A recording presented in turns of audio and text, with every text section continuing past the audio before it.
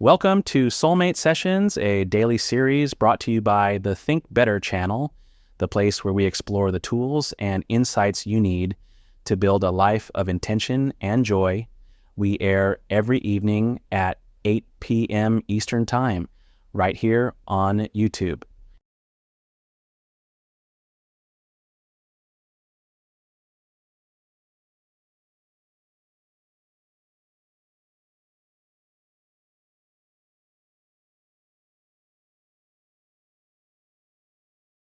Hello, and a heartfelt welcome to all my dear companions, my fellow soulmates in this journey of personal growth. Look, as we head into this season, many of us are starting to feel that familiar chill, right? Maybe things have been hectic. Maybe you've been navigating some rough weather, both literally and figuratively. The first thing I want to send out to all of you, no matter where you are right now, is a wish for warmth. I hope this edition of Soulmate Sessions offers you a spark of comfort, a moment of emotional sharing, and that these words, this content, and this connection can make you, my companions, feel a little warmer and a little less alone. I'm speaking from personal experience here, and sometimes I hit those days that honestly feel like despair. I'm overwhelmed by things, trying to eat doesn't help, listening to music doesn't click, and watching a movie just feels like background noise. Nothing seems to bring joy. But then, out of the blue, you get a text message or a phone call, or even just a simple, kind word from someone around you, maybe even from someone you least expected. And it's the strangest thing, just one exchange, one message, and it changes the entire day. Why? Because within that word, that text, that call, there's genuine care and love directed toward you. I can tell you the effect is nothing short of healing. It happens so fast. 5 minutes ago, I saw the world as completely negative, a dead end.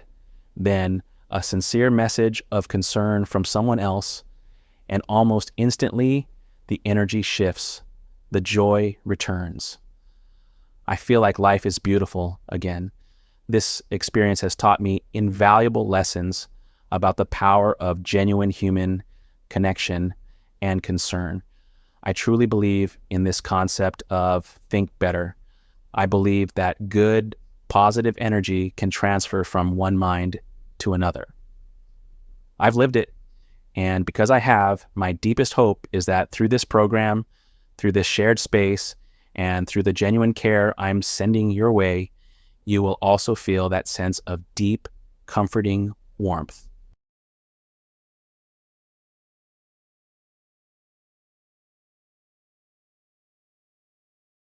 And with that warmth in mind, I want to pivot to the main topic of our session today, learning. You hear me talk about learning a lot, and that's because I simply love to learn.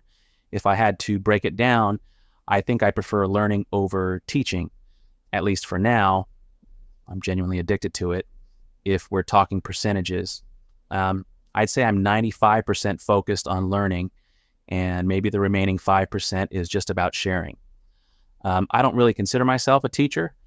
I only teach in situations where a close friend or family member genuinely needs foundational knowledge, and beyond that, I prefer conversation. Or perhaps it's 99% learning and 1% sharing. That is who I am, and because I'm so passionate about this, a big part of the content I create here on Mindset Matters is just to try and spread this love for learning to you, because it is such a wonderful thing. And I dream of a day when you feel that wonderful sensation too, because when we truly touch happiness, whether it's through discovery or connection, you never want to return to unhappiness. I know that sounds cliche, but let me tell you, there is a huge difference between knowing something and truly understanding it through experience. We all know what a rose is. I can describe it to you using words. I can tell you it has spiraling petals, and a cylindrical stem. But if you've never seen a rose or smelled it, how can you truly picture it? You must experience it to know what a rose looks like. Describing it only gives you a superficial knowledge, not a true understanding. Happiness is the same way, and the joy of learning is exactly the same way. Once you truly experience it, you will never want to return to a life that is boring, or shallow, or superficial. I mean that sincerely. This is the core reason I want to share this concept with you. This passion for curiosity, this passion for knowledge, this passion for learning. So, after all that meandering, let's get into the specifics today. We are going to discuss a powerful way to accelerate your personal development through learning, whatever the medium. The overarching principle is this: no recall, no growth. If you don't actively recall what you've consumed, personal development is just a dream. It will never stick. I've noticed that most of us, when we try to learn something new, if we don't apply recall, we simply cannot absorb anything. You can't truly understand a book. You can't truly enjoy a book. And you certainly can't extract the wisdom from an online course without recall. You are merely skimming the surface. You're a butterfly briefly landing on a flower and then flying away. It's superficial at best. We see this everywhere in life, and not everyone who claims to be a student is a good student. Not everyone who claims to study actually studies deeply. Very often, the knowledge we think we possess, the knowledge that makes other people see us as learned, is actually quite shallow, just bits and pieces, not profound at all. I know this because I've tested this theory myself. I've asked many people, even about very simple books. Books with a relatively low barrier to entry, easy content, easy language. Take a book like How to Win Friends and Influence People. For a serious reader, this book is an entry-level text, not challenging at all. And yet, when I ask people who say they finished it, what is this book about? I sometimes hear answers that are simultaneously sad and funny, the kind of answer that makes you smile through tears. One time, I remember asking someone, "What is the book about?" And they replied, "It's about winning friends and influencing people." When I pressed them, "But what does that mean exactly?" They said, "It means winning people over." So I pushed for more detail. "Okay, how about you give me 5 key takeaways from the book, and they need to be profound, not just surface level stuff." The person mentioned one specific rule: praise first, then criticize. That's one rule the book advocates. But when I asked, what else? You know what happened? They couldn't remember anything else, absolutely nothing, even though they swore they had read the entire book. In my view, this type of reading is more like skimming. You're not actually learning anything. The time dedicated to reading, which should be valuable, ends up being wasted because you gain nothing of substance, even from an easy book. So if you can't grasp the simple concepts, how on earth are you supposed to learn from the more valuable, more difficult, and more complex books that really make you think, right? Well, there is a method, and that method is recall. And within this recall method, I apply a specific technique. I invented it myself. I call it the rule of 7. So let's break down how we apply this. I still prefer reading a book because I can control the speed. If the book is easy, I read quickly. If the book is difficult, I read slowly. My pace is dictated by my understanding and my capacity for knowledge, not by the clock. In this aspect, reading is vastly superior to watching video. With video, you can maybe double or triple the speed at best, and pausing or rewinding is always a hassle, a friction point. But with a book, the speed is completely subjective. It's based on my intellectual capacity, and just having that sense of ownership over the pace and that feeling of control is empowering. I love that feeling of control. My philosophy for self-learning is very clear. Don't read fast, read to understand, read to enjoy, read for the depth of knowledge, and not for a meaningless KPI of finishing the book. So here's how it works. You read normally, but you read one sentence at a time, one sentence, and then you scan immediately.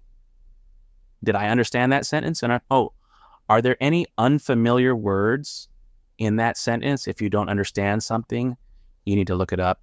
This means if there's a word you don't understand, you must research it. You can use a dictionary, or better yet, use an AI tool. For example, if you encounter a word like explicitly and you don't grasp its meaning in that context, you can snap a photo of the page, upload it to an AI like ChatGPT, and ask, I'm reading this passage and I don't understand the word explicitly in this context. Can you explain it to me simply?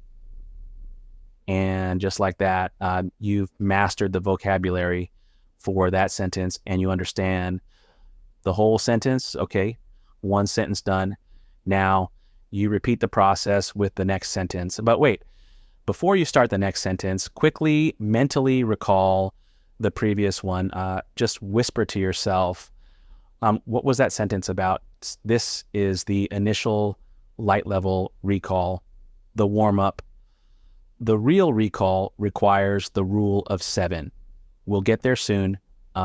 You continue reading sentence by sentence. If you don't understand a whole phrase, a detail, or a proper noun, you look it up using the method I just described. You keep doing this until you finish a whole paragraph or a short section. Now, stop and ask yourself one simple question. Did I enjoy that? Did I truly understand it? Did it feel good? If the answer is no, then you need to read that paragraph again. Read it until you genuinely feel it, until you get it. Only then do you move on. You must achieve this level of understanding before proceeding. And now you apply the rule of 7. This is what we call a heuristic in English, a simple common sense rule or mental shortcut. You need to grab a notebook and a pen. I find this to be the optimal method. Now, close the book or look away from it. Your task is to list 7 things you just learned from that specific paragraph or section you just finished. You write them in your notebook. The first thing I learned was, the second thing I learned was and the 7th thing I learned was, why 7 and not 1, 2 or 3? Because if you only list 3 things, it's too easy. You'll likely just use your short-term memory. The 3 most obvious points will pop up, and that's it. But when you get to the 5th, 6th, and 7th point, that's when your brain is forced to work. You are now demanding that your brain retrieve memories. You are essentially taking your brain to the gym. You need a large enough number to push your mind, to make it uncomfortable, to force it out of its comfort zone, and to actually think. A mind with great memory and strong analytical capacity needs constant work. And through this method of recall and the rule of 7, you are training your brain to do just that. The 7 things you write down in your notebook, that is your true recall. You are practicing the act of remembering what you just read. At this point, your brain acts as an excellent natural filter. It automatically isolates and retains the information it deems important during the reading process. If you kept the book open and simply read through, picking out what you thought was important, you'd just be making random selections. But when you close the book and list the 7 points, those 7 points have passed through a natural filter. Your brain has chosen the 7 things it deems most crucial. That's where the gold is.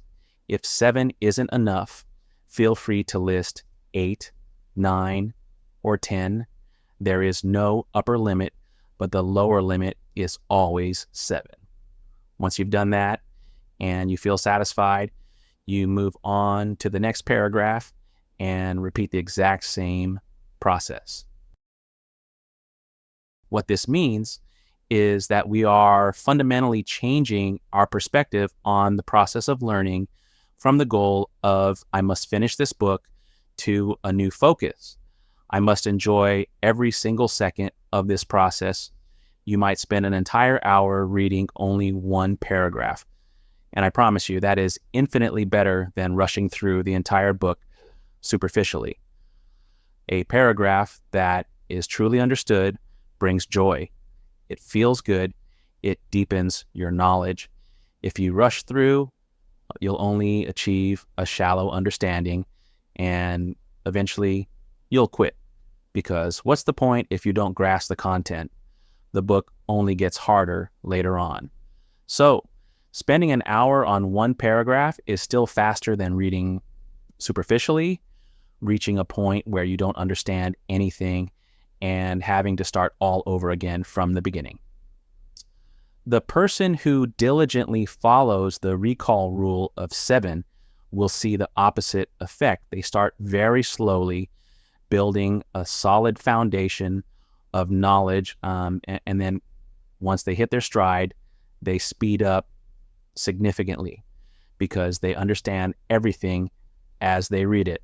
They don't need to look up concepts anymore, and let the speed of the sustainable reader must be built this way. I call this method by another name, the art of savoring the happy moment. The ultimate goal is no longer about racing to the finish line of the book. The ultimate goal is right now, in this very moment. I feel happy. I feel joyful. I know I am not wasting my life. I know I am not wasting precious time on meaningless pursuits. I am savoring this moment. I am enjoying this life. And isn't that the whole point of life anyway? Isn't the highest goal to be happy right now, in this very moment?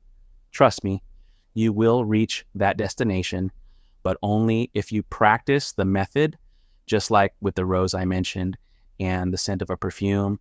Only by experiencing it will you truly understand. Life is understood only through experience. And once you experience this type of joy, this type of fulfillment, you will never want to return to an ordinary, wasteful, shallow life. I truly wish this experience for you. That moment, that moment of pure understanding is crucial for changing your life.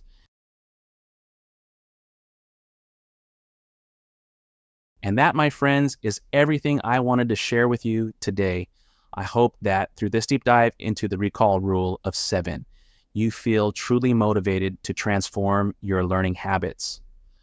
Remember, the goal isn't just knowledge, it's the joy and fulfillment you gain right now.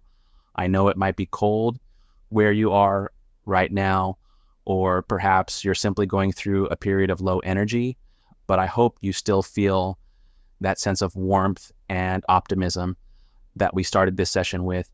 I truly wish you success in implementing this method. The feeling of hitting that moment of profound understanding where the concepts click, that feeling is the turning point in your journey. It's when your life truly begins to change.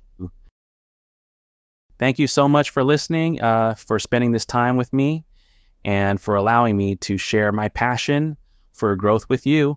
I hope you have a truly warm and fulfilling week ahead, filled with discovery. Remember to join us daily at 8 p.m. Eastern Time for more Soulmate sessions here on Think Better.